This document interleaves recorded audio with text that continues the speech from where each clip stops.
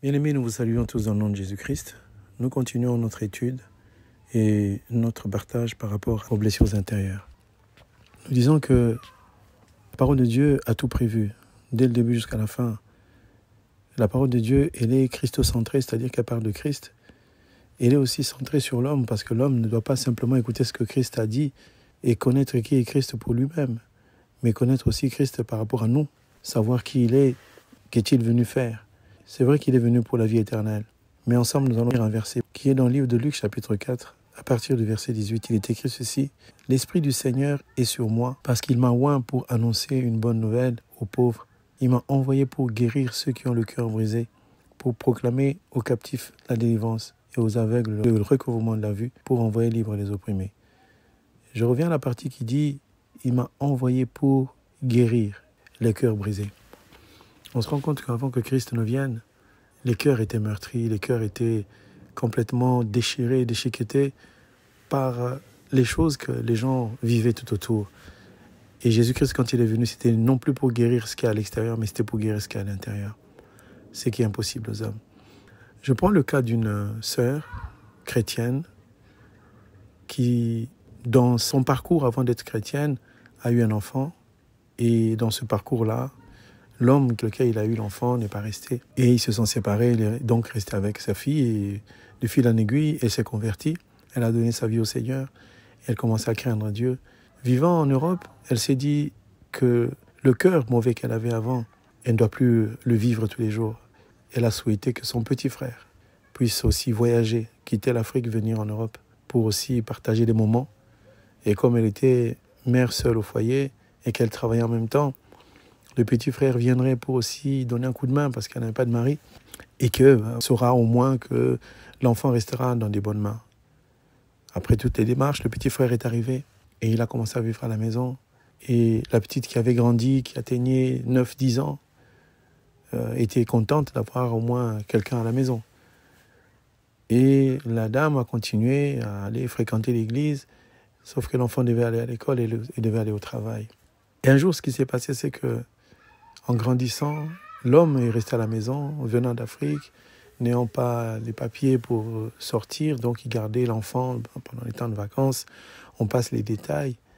Mais un jour, cet homme-là a abusé de cette jeune fille, une toute petite enfant, qui n'avait rien demandé. Et personne ne l'a su. L'enfant a dû cacher. Essayez d'imaginer l'angoisse d'une fille, d'un enfant qui voit son oncle poser la main sur elle, qui voit son oncle faire des choses impossibles. Qu'est-ce qu'il faut dire? Comment il faut faire? Est-ce qu'il faut crier? Est-ce qu'il faut l'accuser? Faudrait-il appeler la police? Que faire? Dans ce cadre-là, dans la tête de l'enfant, il y a comme un chamboulement. Et vous devez savoir que lorsqu'on touche à la sexualité d'un enfant, on détruit, on meurtrit un enfant. Il n'y a pas besoin de l'enseigner que ce qui a été fait, ça a été vain. L'enfant sent qu'on lui a ravi quelque chose, on lui a pris quelque chose à un âge où c'est même pas permis de le faire. Et en grandissant, en avançant, un jour elle a craqué. Elle a craqué, elle a dit à sa mère, voilà, il s'est passé telle et telle chose. Et la maman, elle a crié. Elle n'en pouvait plus. Elle ne savait plus quoi faire. L'histoire se terminera comme elle s'est terminée. On n'a pas de suite, mais je me mets à la place d'une fillette qui avait une dizaine d'années, qui n'a rien demandé. Et que parce qu'on veut souvent avoir à côté de soi un frère, un ami, quelqu'un de sa famille pour nous épauler, voilà comment cet enfant a été meurtri et combien d'enfants sont violés par leurs propres parents. Famille recomposée, on a encore écouté le témoignage d'une famille recomposée. Le papa qui n'était pas le père de la grande fille qui était à la maison, 20-22 ans, est entré dans sa chambre. Voilà, c'est la femme qui se remarie avec un autre homme. Beaucoup de choses qui se passent dans les familles, de l'inceste. Et voilà, les enfants qui sont nés de l'inceste et qui ont grandi dans des dimensions de l'inceste ne savent plus où mettre de la tête. Et ces personnes qui ont été meurtries comme ça, violées dans leur enfance, quand ils grandissent, ils ne savent plus où aller. Et voilà, qu'elle a gardé ce souvenir, elle a grandi, elle n'arrive pas à supporter la présence d'un homme, elle a envie de taper, de faire du mal. Et ça, ce sont des blessures, mais des blessures profondes. Comment faire? Quelle est la médecine? Quelle est la thérapie physique qui peut apporter quelque chose à cet enfant, si ce n'est Jésus-Christ qui est capable de réparer? Et encore, il y a quelques semaines, on entendait le récit d'un enfant qui disait « Moi, j'étais traumatisé par par la famille, parce que mon père, il frappait ma mère. Et un jour, il a frappé. Nous, on a cru que maman était morte. Maman était victime de frappes de papa tous les soirs. Quand il revenait, il était complètement saoul, il avait bu sa bière. Il revenait et les enfants sont là. Et cette fille-là s'est mariée. Et n'arrive plus à vivre le bonheur. Et ainsi, beaucoup de personnes se marient dans l'église pensant trouver une fille super, elle est gentille, elle est belle, voilà, les yeux sont posés sur la beauté physique, la taille, la forme, elle est bien, elle parle bien, mais en fait, elle est blessée. C'est une fille qui est complètement blessée. Sa beauté n'enlève pas sa blessure. C'est pour cela que nous disons souvent et nous répétons, avant de se marier, il faut voir l'homme de Dieu, il faut s'approcher de l'homme de Dieu parce qu'il doit connaître les filles de l'Église, il doit connaître les sœurs qui viennent, leurs difficultés, leurs problèmes, leurs blessures, guéries ou pas encore guéries. Et ainsi, on peut guider quelqu'un. Essayez d'imaginer. Et là, Jésus, quand il vient, il dit, j'ai été envoyé pour guérir ceux qui ont le cœur brisé. Quand quelqu'un a un cœur brisé, vous ne savez pas qu'est-ce qu'il peut vivre. Beaucoup de gens sont là en train de critiquer. Pourquoi elle est toujours comme ceci? Pourquoi elle est toujours comme ça? On devient un incompris parce qu'on a été brisé depuis l'enfance. Quelqu'un qui a des réactions bizarres, des réactions incohérentes, comme une schizophrénie. Il était dans la joie un coup, un moment, au bout de 10 minutes de joie, et la tristesse l'envahit parce que sa meurtrissure qu'elle a reçue dans son cœur, elle est tellement difficile à supporter que le changement d'humeur fait partie de sa vie. Et c'est ainsi que nous parlons à ces personnes qui ont été meurtries par le viol, par des déchirements, par des coups, des bagarres des parents. Vous savez, quand les parents se bagarrent, il y a des mots qui sortent, il y a des paroles qui sortent, il y a des choses qui sont dites. Et ces choses-là ne doivent pas être entendues par les enfants, mais les enfants ont entendu, les enfants ont su ces choses-là. Alors, comment faire? La blessure qui peut offenser quelqu'un n'est forcément pas par rapport à ce qui a été fait ou ce qui a été dit, c'est aussi par rapport à ce qui n'a pas été fait, ce qui n'a pas été dit. Un enfant qui a été violé, c'est physiquement que ça se passe, c'est difficile à supporter. Mais un enfant à qui on dit toujours des mots méchants, toi tu ne réussiras pas. Vous savez, il y a plusieurs catégories de personnes qui peuvent vous parler, qui peuvent vous insulter, qui peuvent vous dire des choses. Quand quelqu'un de la rue vous dira « vous n'êtes pas joli, vous n'êtes pas bien, vous êtes mauvais », ça n'offensera pas votre cœur parce qu'il ne vous connaît pas. Mais quand celle qui vous a porté 9 mois, quand c'est lui qui est avec vous pendant des années, un père, même un frère, une sœur, qui vous répète à longueur d'année, à longueur de journée, à longueur de mois, tu es bête, tu ne t'en sortiras pas, tu n'évolueras pas. Ce sont des coups de glaive dans le cœur de quelqu'un. Et ça, Jésus-Christ est venu pour réparer.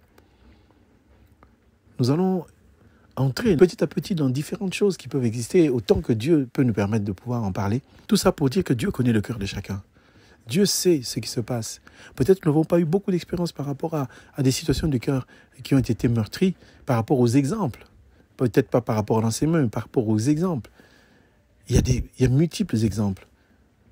On parlera des blessures prénatales, avant même la naissance. On parlera de blessures postnatales, après la naissance. On parlera des blessures dans le mariage, des blessures dans l'église, des blessures à l'école. Il y a tellement de conditions que nous voudrions en parler. Nous voudrions essayer de donner quelques détails pour aider chacun d'entre nous. Alors, j'aimerais qu'aujourd'hui, on essaie de surseoir ces quelques mots en donnant une note d'espoir. En disant que l'Éternel, quand il est venu pour les cœurs brisés, et il n'a pas simplement parlé. Il est entré dans les vies. Il a touché les cœurs. Il a touché les cœurs. Et ce qui me plaît, c'est que l'homme qui était malade depuis 38 ans, qui attendait que l'eau puisse bouger, afin qu'il puisse tomber dans cette eau-là et que lui aussi soit guéri, cet homme-là, Jésus, quand il l'a rencontré, et il a parlé avec lui, parce que la Bible nous dit, dans le livre de Jean, chapitre 5, je prends cela comme étant une blessure. Donc, Jean chapitre 5, verset 3, « Sous les portiques étaient couchés un grand nombre de malades, des aveugles, des boiteux, des paralytiques, qui attendaient le mouvement de l'eau. Car un ange descendait de temps en temps dans la piscine et agitait l'eau. C'est lui qui descendait le premier. Après que l'eau ait été agitée, était guéri, quelle que fût sa maladie. » Là, s'est trouvé un homme malade depuis 38 ans. Jésus l'ayant vu couché et sachant qu'il était malade depuis longtemps, il lui dit « Veux-tu être guéri ?» Le malade lui répondit « Seigneur, je n'ai personne pour me jeter dans la piscine quand l'eau est agitée. Et pendant que j'y vais, un autre descend avant moi.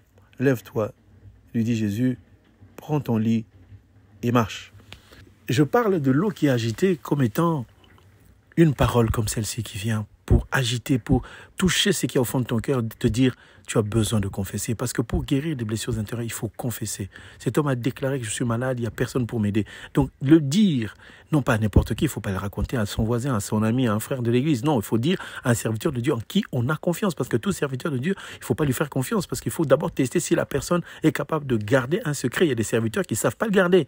Il faut s'approcher d'un homme, d'un serviteur de Dieu qui est affranchi, qui est né de nouveau, qui marche selon la parole de Dieu et qui ne peut pas trahir. Et quand on va lui dire, voilà, ça fait longtemps, ça fait ceci, je connais telle situation, lui saura prier pour que la guérison soit actée. Jésus a dû poser la question, mais Jésus est Dieu. Il savait que cet homme était malade depuis 38 ans. Il savait qu'il n'avait pas les moyens. Il savait tout. Il connaissait tout. Mais pourquoi il a posé la question à cette personne? C'est parce que Dieu veut que nous puissions confesser. En confessant, la personne raconte sa vie, ses douleurs. Des fois, il y a des larmes. Va devant un serviteur de Dieu, un pasteur de confiance surtout. Il parle, dis-lui, pleure s'il le faut. Mais il faut que tu exhumes tout ce qu'il y a enfoui dans ton cœur et qu'il l'entende de la part des humains. Ce que tu as dit, parce que ce que tu diras, ce n'est pas destiné au pasteur, c'est destiné à Dieu. Mais Dieu lui prête les oreilles pour que toi, dans ta condition, tu dises, j'en ai quand même parlé à l'homme de Dieu. Et la prière qui suivra, elle te fera beaucoup de bien. Et pour terminer, cet homme, on lui a dit, prends ton lit, marche. Le lit, c'est le témoignage que chaque fois que tu vas arriver dans une situation, souviens-toi, tu étais malade, tu étais blessé. Alors ne blesse pas les autres. Ne fais pas en sorte que les autres puissent subir la même chose que toi. Si tu as subi des difficultés, fais en sorte que tes enfants ne les subissent pas. Fais en sorte que ta femme ne les subisse pas, ni ton mari, ni ton environnement. Alors, bien-aimé, avant de se marier, vois le pasteur, vois l'homme de Dieu, que tu sois guéri avant de te marier, que la personne soit guérie avant de travailler pour le Seigneur. Il faut que beaucoup de gens soient guéris parce qu'il y a beaucoup de pasteurs, ils ne sont pas guéris de leurs blessures intérieures et ils sont en train de conduire des peuples qui eux aussi ont des blessures. Si un pasteur a des blessures de l'âme, de son cœur, eh ben, il conduira mal l'église parce que chaque fois qu'on lui fera quelque chose, il va rendre coup pour coup parce qu'il a des blessures. Alors bien aimé, prenez courage. Dieu est venu agiter l'eau qui est en toi pour que tu te réveilles, que tu crois, que tu seras guéri. Mais il faut que tu en parles. Que le Seigneur vous bénisse. Au nom de Jésus-Christ, nous avons ainsi parlé. Amen.